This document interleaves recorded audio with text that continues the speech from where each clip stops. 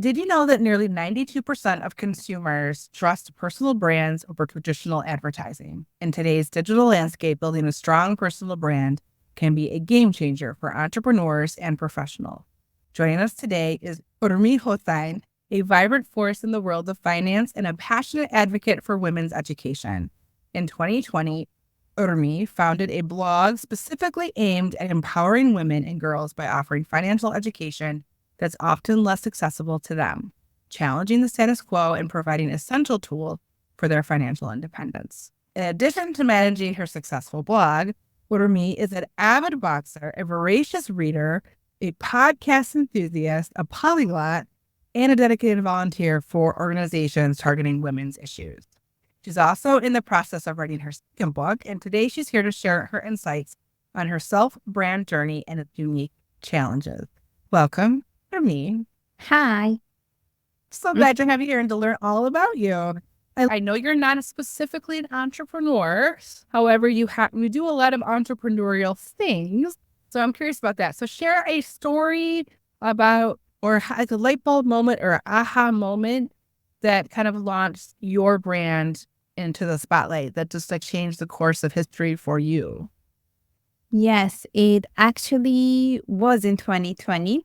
It was during the pandemic era where I was like, there's something that I want to do. Like, I wanted to do something, and it was more dedicated to helping women and girls. And that's because it came from my own personal story I felt when I was growing up. And I felt I had a lot that I could share to people. There was a lot of information that I could give, but I was not sure where to start. And because I also had an end goal of writing a book eventually, I was like, you know what, let me start with an easy way. And that was with blogging. So I started with my first blog in 2020, and it was a lot of work, I have to say. It was a lot of trial and error because it was my first time building my own blog, and I had to watch a lot of YouTube videos to figure out how to build a website and how to keep up with the blog. Like, how often do I post? What do I talk about?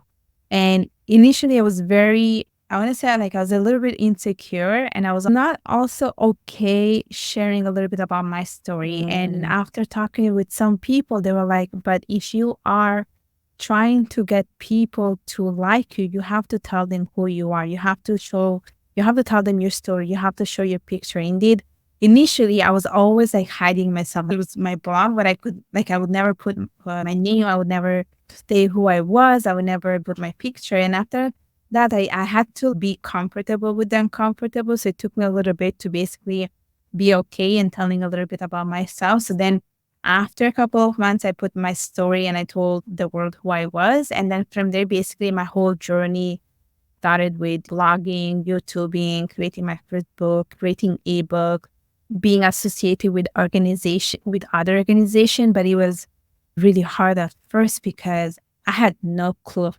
anything. So that's how it started. So you had to learn the entire path, which is very entrepreneurial. We oftentimes get thrown. I was telling you before we started recording, I'm an unplanned entrepreneur. And when you jump into something, you have to live by fire, right? So like, I got to figure this next step out. Yeah. But it sounds like in the process of doing something that's more business minded, you were on a very vulnerable personal journey as well. And so tell me a little bit about why you felt uncomfortable revealing your name and your face and like who you were. What about that was hard for you? Why not share that? It was pretty much the concern from the people around me, what they would have thought if they saw the things that I was doing. I was pretty much worried about being judged. And I think that's a very common fear by a lot of people. But I had to let go of that. Like, I really had to let go of that, but it was really hard.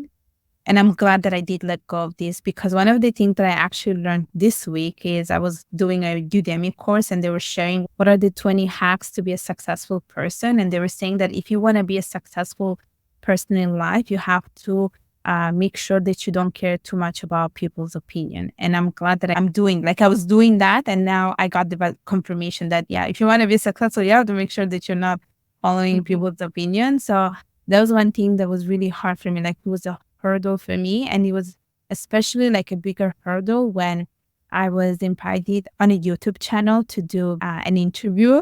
And I remember talking to my friend, I'm like, I'm not sure if I'm ready for this because, oh my gosh, everyone will see my face. But I'm so happy I did that because I got a little bit of spark and I realized, oh my gosh, I love doing this. So then I created my own YouTube channel and I get invited to different other podcasts where they use the video. So I'm comfortable with that. And now if people Google me, they can see everything that is associated with my name, every kind of work that I've been doing. And I'm happy of that. I should be proud of the work that I'm doing and how I'm impacting people. But it was a big hurdle at the beginning. Got to get over ourselves, right? All those insecurities. I would tell my clients all the time to do video and to get on Facebook Live and all of that. But did I do lives? No. So it was a big hurdle for me to even take my own advice as well. So, I've been there, done that. And over the last 6 months, I've really embraced it and learned it and felt more comfortable. But like you said, it takes practice and you have to keep working at it. And it's easy to be nervous and all those things. So yes, but video is the not future. Everybody's doing it. And people connect more strongly to you as a person and as a human. And they see your authenticity. I think on video more than any other medium. It's very revealing, I think, in that respect. So describe the most unexpected plot twist that you have faced in business and how it changed the course of your journey. It wasn't like a particular moment, but it's something that a lot of people keep telling me after seeing the work that I've been doing, because I've been sharing so much of my work, like all the website, every single place where I mentioned. And I had people coming to me and being like, oh my gosh, you should be an entrepreneur. But I never thought of this because I was like, me, an entrepreneur? But then I gave it a little bit of thought and I think they were right. I do have a very entrepreneurial mindset. So that has really changed the way I think about things. Like, yes, I do have a 9-to-5 job, but I also have my 5-to-9, and my 5-to-9 is really being an entrepreneur. It never crossed my mind, but then someone pointed it out and I had 2 people pointing it out to me. I think it's really true. And I do act like an entrepreneur. I do listen to a lot of things about entrepreneurship, but I was like, it wasn't something that I was doing intentionally. I was just doing it unconsciously. I also followed a bunch of courses about entrepreneurship, but I don't even know why I was doing it. I was just very much interested. And now I know a little bit how it works with this whole like building business and stuff like that if I ever want to do it. But yeah, that's one of the things that I would say like it changed a little bit my path. When you look back on your journey, what aspect of your business mind, the strategy you use, how you produce content even, has evolved the most over time and why? I would definitely say the marketing aspect of it. Like I did not realize how much marketing I was doing of myself. Like I have a personal brand, but I don't think I ever realized it. But when I think about it, like I've been promoting myself throughout all these years by going to different podcast shows, by like being featured in different newspaper, by writing newsletter for organizations. Also the fact that I'm associated or connected with other organizations related to women's empowerment. I can see how much work I've been doing because now when I have people connected with me on LinkedIn, they do connect for something very specific. I realize that I've been doing a lot of promotion of myself throughout these years and I've been building my own personal brand and I never really realized it. And I think that's has been probably my strength right now. I am my own brand and I've been promoting it by going to these different platforms. So why women's empowerment? It comes from my own personal story because I grew up in a South Asian household and there are a lot of double standards. You grew up with these limiting beliefs that all women cannot do certain things, women are not allowed to do those things. And I was always wondering why. And because of that, you know what? Let's change this, okay? I don't know who has written these rules, but none of it is true. Let me be an advocate of women's empowerment. Let me break these stereotypes. And so I've been doing this for quite a bit of time. Like I am part of an organization called Women in Leadership, and where we promote the concept of having more women in leadership position, having more women being advocate of themselves. Tell me about a memorable moment or a heartwarming interaction related to the women's empowerment that just helps fuel your passion for this. It was through my mentoring activity. I had like a mentee. I've been her mentee for 6 months, but we still stay in touch nowadays. And she told me that everywhere she goes, she talks about me. So I feel like I made such a big impact in her life that I did not realize. And now she goes to events where they tell her, oh, yeah, next time just bring your mentor. And I'm happy that she thinks of me. It really means that I made a difference in her life. Like she still comes to me for advice. She still comes to me for guidance. And I like that because it's okay. It means that I am good at what I'm doing and I made a difference. So that has been one of the things that I feel very proud of because I have someone who really like takes my expertise seriously. So the mentee, what do they do? The student, she's a student in finance who want to work in finance. And so she comes to me for advice on like how to look for a job or how to land an interview. But she also comes to me for like personal things too, for her own personal matters. Sorry, what is just mentoring people here? Is it here or you're in Canada? I know you're from, you have a Bangladesh and Italian background. Yeah. Where are they from? Are they in Canada? Are they in Bangladesh? Like, No. who are you menteeing? Yeah, they're in Canada. They're in Canada. They're in Canada. I did mentor a few people outside of Canada, but they were based in Europe. Are they women who are of minority status or are they generally women? Yes, women part of the minority groups, basically. How amazing. I think like women in ourselves help raise each other up, but I think minority groups also are very good about taking people in their minority group and helping to raise them up as well. Because your unique challenges, right? Yeah. Unique perspective, your unique cultural norms that you have experienced and things you had to fight against to get where you are. Yeah. I think you understand that in the language, obviously. It's much more empowering and more efficient. I think when you're mentoring somebody who you can really understand all aspects of their experience. Yeah. That's amazing.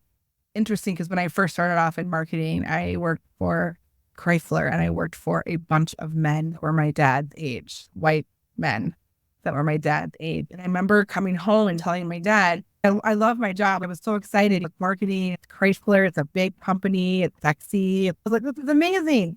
And then I was like, Dad, I have all these ideas, but they're all you. Like, how do I tell my dad these ideas? Like, it was really challenging to find my voice in that. Yeah. And I don't know. I had somebody who I did work with who did help me a little bit, but there wasn't somebody there to help me find my voice. And so I had to just struggle and I made a lot of mistakes. And I know I made people angry in the process or like frustrated, but we are a generation who are breaking down barriers, doing things other women haven't done before. And I think that's hard. It's hard work. And having other people to support you makes it so much easier. People in your corner is amazing. So I love that. So share a fun fact about what you do and that even maybe your most dedicated followers on LinkedIn or on YouTube or whatever wouldn't necessarily know. We're talking about quirky behind the scene details about what makes Urmi and your brand super unique. What is something that people might not know about you? Oh my gosh. When you say fun fact, I always think about one thing, but this fun fact is actually mentioned on my blog. I feel like everyone knows about it. Like I love eating pasta. I don't know if that's like a fun fact, but for me it is. I can eat pasta all day long. Kinds of pasta or a particular kind of pasta? Honestly, any kinds of pasta is just so good. My dad is also big on pasta. So he's the one who introduced me to pasta first time. And I'm telling you, it's just so good. I can have pasta for breakfast, lunch, dinner all day long. And I'm like never tired. It's like when I'm feeling sad and I need something to uplift my mood, I go and make myself a plate of pasta and life is great afterwards. Pasta is good. And true Italian pasta. There's nothing that beats homemade Italian pasta. Exactly. It's just so good. Like, share a glimpse into the future. What is your long-term vision for all of these things that you're doing? Where do you see? So you're an unplanned entrepreneur or an underlying secret kind of entrepreneur. What is the vision that you have in the next 5-10 years for all these things that you're doing? I love creating content, whether it's on my YouTube blog or even on my social media. That's one thing that I love the most. I see myself still doing this. I do want to, I want to grow my YouTube channel. I want to continue having a blog. I want to grow my followers. There are two things that I want to do. One is self-publish my second book. And the second thing that I want to do is I want to deliver a TED Talk.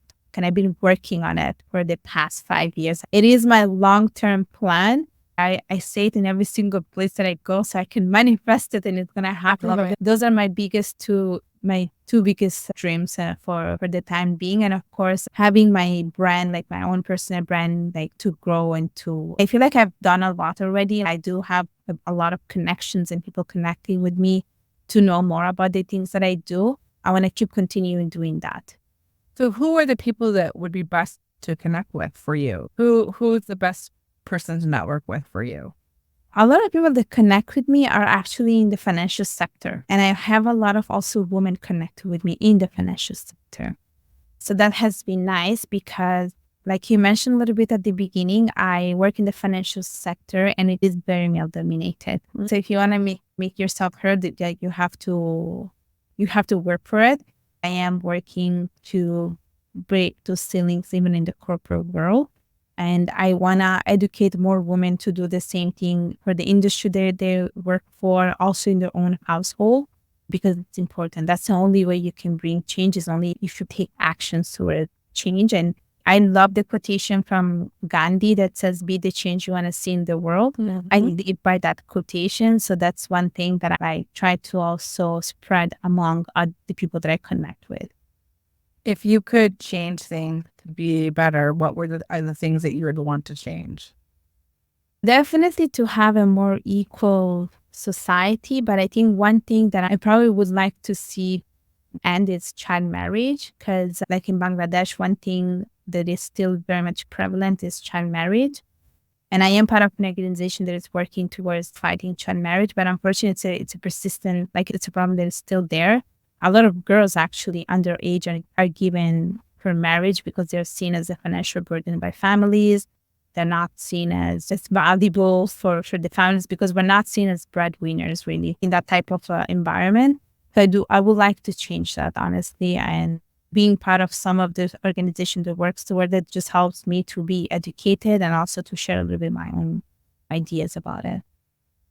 What are some of the things that you do to help that cause? One of the things I did is I wrote an article for an organization. It's called Speak Up. And the organization is American, but they have an office in Bangladesh. And I wrote it in English. And then I asked the people that work with it to translate it and to use the information that I have shared, educate the girls there. So I talk about how you should be an advocate for yourself, how you should learn about self-defense, also on calls. So I can actually speak to the girls out there, but it's really hard, honestly. It's really hard especially when families are so afraid that the girls will be brainwashed. It's really hard. So you're breaking a whole construct. Yeah. But what all the research shows for me is that when a girl is educated, she always takes care of her family, takes care of her village. It empowers the village and the family on a whole different level. So one of the best things that a society can do. Is it something that you personally have experienced in your culture? No, but I've seen it. I've seen it. Yeah. And so you want to change it. That's awesome. Yeah. We need lots of people like you in the world. So is there a business model that you could create to help in this space, like an actual entrepreneurial business? You know what? It's always there in my mind. I'm always thinking about something where I can make that kind of impact. And I do try to learn from other entrepreneurs. I do speak with a lot of entrepreneurs and ask them how did you start your own thing? Because there is this woman that I know who's based in the States and she has an organization that it's helping female in the STEM industry. And she told me a little bit how she started, how the government was funding a little bit her business, how she needed a group of volunteers. And she told me it's a full-time job. Even though some of the things that she does, her business, it's her business, but some of the things she's not getting paid, for instance. So she told me you really have to be committed to it. It's a full-time job and you have a purpose, which is you're helping someone. I do speak with a lot of people to get ideas on how they do things. It's a work in progress in my mind. And that's why for now, like I am part of different organizations so that at least I'm helping indirectly, even though like I don't have my own thing. Yeah. The one thing that when we talk to our customers that come on board is you have to understand your why. Why are you doing what you're doing? Because that drives everything, right? That gets you through when you're not getting a paycheck. That gets you through when you're struggling to get something or the next client or the next whatever it is for an entrepreneur. But why is the burning passion that is the fire in your belly that doesn't go away? Yeah. Literally is gnawing at your soul until you do something about it. So it may be like in a slow burn now, but eventually it's gonna consume you, Urmi, and you won't be able to not do it. If that's what you're born to do, I feel like it's gonna just get stronger and tell you like you have to do something. As a brand, how have you used marketing to help your brand? One thing that I've been doing a lot is a lot of collaboration on different platforms that I use, because I have, of course, my own Instagram personal account, but I also have the one from Women in Leadership that I also handle. And I do a lot of collaboration. Like I invite people to talk about their stuff and I tell them to invite me on their platform to talk about my own things. That has been working a lot. I do, of course, YouTube collaboration as well. I also write for different organizations. So the fact that I am like associated with A, B, C, D, like it helps because I'm able to expand on a bigger scale. And also like I've done webinars and workshops for other organizations that reached out to me. So those things has really helped me to basically navigate this whole like marketing world and make sure that I'm like, everyone knows who I am. So if there is something, people reach out to me, they're like, oh, do you want to come and do this with me? So that has been helping a lot. Also, a lot of the podcasting stuff has really helping a lot too, because I'm able to talk about issues and things I want to bring awareness. So those are some of the things I've been doing. So podcasting, YouTube collaboration, Instagram live collaboration. Yeah. So what has been the biggest marketing mistake you've made? You know what? So there are two of them. There are actually two of them because I have self-published my first book. And I did not realize that when it comes to self-publishing your book, or whether it's also publishing your book, you have to do heavy promotion. Oh, yes. And I'll tell you, I have a friend who's an author who they have a publisher, but they do nothing for them. So it's a hard road as an author to have published a book and to have to get it out. Yeah. Yeah. So that was my biggest mistake because I self-published it, but I wasn't doing any like promotion of it. And then my friend was like, no, when you self-publish a book or whether you publish a book, you have to do heavy promotion. And then what happened is I followed a bunch of like authors and stuff like that. And then it made sense on why they were doing so much promotion of their book. So then I connected the dots. And also like when people purchase your book, one of the things that is highly recommended is that you ask them to write reviews because then it helps with the algorithm. And I didn't know this. Yeah, I did not know this. So now I know it. So now I learned from it. And the other thing was with my own YouTube channel. It all started for fun and for passion. But then eventually I was like, you know what? I want to be able to monetize it. And one thing that one of my friends told me was like, you have to have an editing platform to edit your videos to make them look more appealing, more professional. And for I think 2-3 years, I'd never edited any of my videos. I would just have a nice thumbnail, description, social media links, and upload the video. But it was only recently that I was like, okay, you know what? I think it's time that I get this editing platform and I start editing my videos. And the reason why I didn't want to do this is because editing takes a lot of time. But I tried to see this from a different perspective. I saw it more like it's me learning a new skill when it comes to editing. So I took it from that perspective. Then, of course, I bought an editing platform, an editing tool, and now I've been editing my videos and I can see how it's been actually helping. I can see I have a lot more subscribers and I can see also myself being like, if I'm on the other side, I'll be more interested to watch it. So, yeah. So in the book that I wrote, the last thing in my book is if you found this useful, please leave a review. It's actually in the printed part of the book. In the end of the book, it's like the last thing that I put in there. If you hear some more resources, and by the way, if you found value in this, please leave a review because without it, like the algorithm, You need Yeah. reviews because you need them. You do. It's social proof that you have something to say and people find value in it, and people love the reviews on Amazon. Yeah. Share a moment of pride when you're made a meaningful impact in the life of your community. What was the outcome and how did it shape your perspective on what success means to you?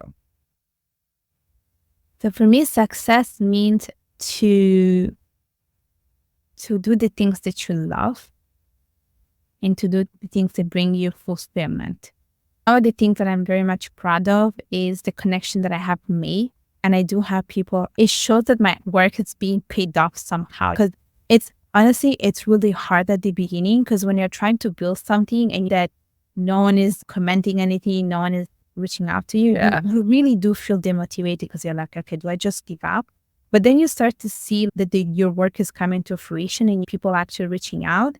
And so the fact that I have people telling me that my content has been helpful, it really means a lot to me. It means that I'm putting valuable information out there. And that's really like great because so many people are consumers of information and content, and most of them are voyeurs. They don't interact. So they're just consuming your content and I do believe that content, in the hopes of good content, is an interaction, like an actual game.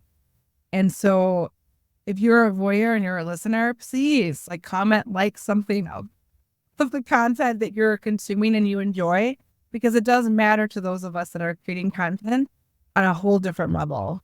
And yes, consistently putting it out there, and even the evolution of video for you and editing tool, how that has transformed for you. Is there another technology or trend that you are looking to maybe incorporate soon that's going to help your marketing or your business, this passion of yours? I thought about podcasting, like having my own podcast, because I spoke with someone and they were like, you can, when you record videos on Zoom, they also give you an audio. My friend was like, yeah, if you, you can use the same content. It's a tool for one type of thing where you put it in one platform and you put the same one in a podcast platform. I'm honestly thinking more from the perspective of, okay, how much editing do I have to do with podcasting? Because I think it takes a bit more effort when it comes to podcasting because you want to make sure the audio is perfect. So that's another thing that I've been thinking. And definitely I would like to invest a little bit more on audio and microphone, because I also watched a video where they were saying that the audio of a video makes a huge difference. Yeah. And so that's another thing that I'm also thinking of. Yeah. And I think repurposing content is one of the most powerful tools that people have. Creating content takes a lot of work, planning it, all the things, and then sharing it. And the more you can repurpose that content. So I talk a lot about writing a blog is the first great step. Yeah. And you can now take that blog and you can rewrite it as a video script. Yeah. And use that. And then you can take that and you can rewrite it as 10 social media posts, possibly. You can take that and you can now maybe even create I always say start on your blog at the 101 level. Yeah. And then in that blog, there's going to be 3 or 4 sub things that are going to happen. You can create a blog about each of those, but you could also take it to a 201 level or a 301 level and create some advanced content if you wanted to. But repurposing content is huge. And it's the only way you can, I think, be successful with the amount of content that's required now on all the different channels and all the different places, and be able to contribute and stay safe. So yeah. And you have to think about it from the very first moment you create the content. The lifespan of this content is going to be this. It's going to be this first, then this. And you think about it evolving through the content types as you create it, because then I can get all of this out of this. And I think AI is a perfect tool for me. I write a lot of my blog and then I throw them through AI. I'll say, rewrite this blog that I have written as a video script. And now it does that. Or rewrite this or take this and what are the 10 best hooks I can use for this? But it's my content. But what's great about AI is it quickly helps recreate content in different ways for you. Once you create that really key foundational piece of content that's yours, and it makes the job so much easier. So yeah, AI is your friend in this place as well. So one of the things that I did was I wrote the book, And I have actionable steps in my book, and I actually wrote a blog post about every action step. And then I created a video for every action step from my blog. And then so this year is all about my book. All the content in my book, repurpose. Okay. Breaking it down into little different pieces. How can I repurpose? Because it's a lot of my about you, but a lot of time writing the book. And I want to get every ounce of everything out of that book, right? So my chapter headers are like my 10 cornerstone pieces. And then from there, I wrote, I think I have 6 or 7 action steps in every single chapter. And every single action step is now a blog post. Every single action step is now a video. That has been my goal this year. So I don't know if that works for yours, but even taking content that's long form and how to make it short form and break it down even further, I think is key. So I love the content machine, but you got to really think it out and be cheap about it. So it's huge. I have a fast round and then it wraps up. So what we do now is we do this rapid fire question. And we can cover your favorite things, like your favorite business insights, your favorite tools, your inspiration. So are you ready for that? It's just really short. It's quick. It's not a lot of discussion back and forth unless I like when I'm asking questions about it. Are you ready for that? I hope so. So how have you created and maintained lasting connections on your entrepreneurial journey? It's about connections are huge and even creating. So you talked about collaboration. So how have you created and maintained lasting connections for your collaboration on your own, on this kind of journey that you're on with things that matter to you? If you want me to be short and quick, it's by supporting each other. So even when after the collaboration ends, I still like go and like their stuff. So it shows them that I am there for them. And I also do a lot of follow-ups. Like it's not just only for collaboration, but even for my connections in general, I do a lot of follow-ups because I think after the initial connection, often things just split and you just forget about this person. But I do like to maintain that long-term relationship by showing support, by liking and subscribing to their stuff, but also by following up with them through an email, for instance. What word or emotion would resonate from its core if your brand had a voice? I like the word evolution.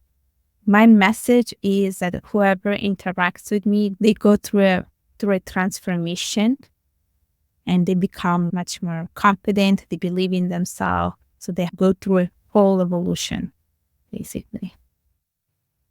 Okay, so dive into that library of wisdom you've gotten from all the podcasts and all the webinars and all the things. Which book, podcast, or entrepreneur has left an indelible mark, like on your soul, on this journey? Okay, I do have one for each, actually. So I do have one book. It's called The 7 Habits of Highly Effective People. For the podcast, there is this one called the Boss Babe Podcast. It's run by women and it's for women, and it's a community of female entrepreneurs, female future entrepreneurs. So I listened to their podcast. And then there was the third thing, which was an entrepreneur Or business owner, yeah. Okay, so she's an actress. Her name is Shay Mitchell. I don't know if you ever watched Pretty Little Liars. Anyway, she's a Canadian actress. She's famous. She has a very entrepreneurial mindset. And I watched an interview of her. And I like how she sees the gap in the market and she creates products. I really like the work. She sees the problem and she has the solution. So I very much like the way she thinks about it. And she's quick. What's one unconventional tool or app that's become your secret weapon for success? And how has it revolutionized your workflow? I use Google Calendar. This is my best friend. And I haven't found the app that is going to change my life, but I've been looking into Asana. I don't know if you're familiar with it, but I know it's like a task organization application. But right now I'm like depending on Google Calendar a lot. Like this, like I need that to survive. How do you keep your entrepreneurial spirit alive? How do you feed the fire that Urmi has for these things? I always go back to my why. We spoke about it, and I always remember why I started the things that I started. How do you stay grounded and maintain this sense of purpose and clarity when there's so much chaos in the world and noise and uncertainty? How do you stay grounded in that? am a very much determined person, and I don't like to give up on the things I start. And because I feel like I'm betraying myself if I give up on those things. So it is connected to the previous question. Like I go back to my why, to my ikigai, which is the reason for being. So that's how I stay grounded. Yeah. If this passion, your brand, you can even say, prowled the animal kingdom, which creature would it embody and why? A lion. Yeah. Why a lion? Lions are strong and courageous. So like I feel like that's also what I try to be, like courageous and a strong woman. So I want that to be, if it comes alive, I want it to be like an animal. Like if it has to be an animal, it would be a lion. If you had to look back on the journey you've had so far, with all the pivotal pieces of advice and everything you've gotten over the years, what one insight do you think would have saved you the most time and headache had you known back when you started? How related to organizational skill? Because, for instance, I used to use an agenda, like a manual agenda to write about things. But if I knew like a better tool to organize my things, I think it would have saved me a lot of time. I think you need that, especially when you're juggling around 15 million things. So before we go, tell our listeners where they can learn more about your passion, keep up with your latest project, where they can find you and learn more about you. So I have a blog that's called myways.ca. I have a YouTube channel called Urmi Hossain. I have my LinkedIn profile called Urmi Hossain. I have my Instagram account called Urmi Mio. And if anyone wants to purchase my book, it's available on Amazon. It's called Discovering Your Identity, A Rebirth from Integration Struggle. Thank you so much, Urmi, for being on and sharing your passion and your knowledge and expertise in women's empowerment. I think we need much more of that personally as a woman. Your effects have illuminated our listeners' path, offering invaluable tips and strategies to enhance their own brand and their own journey on the path of business, brands, whatever you're like, even if it's a passion project, right? And to our listeners, I hope you have found this episode as enlightening as I did. And remember to implement these insights shared today into your purpose, brand, or business. And don't hesitate to reach out to Urmi or me if you have any questions or need assistance. So stay tuned for more inspiring conversations and actionable tips. Until next time, keep sparking and igniting.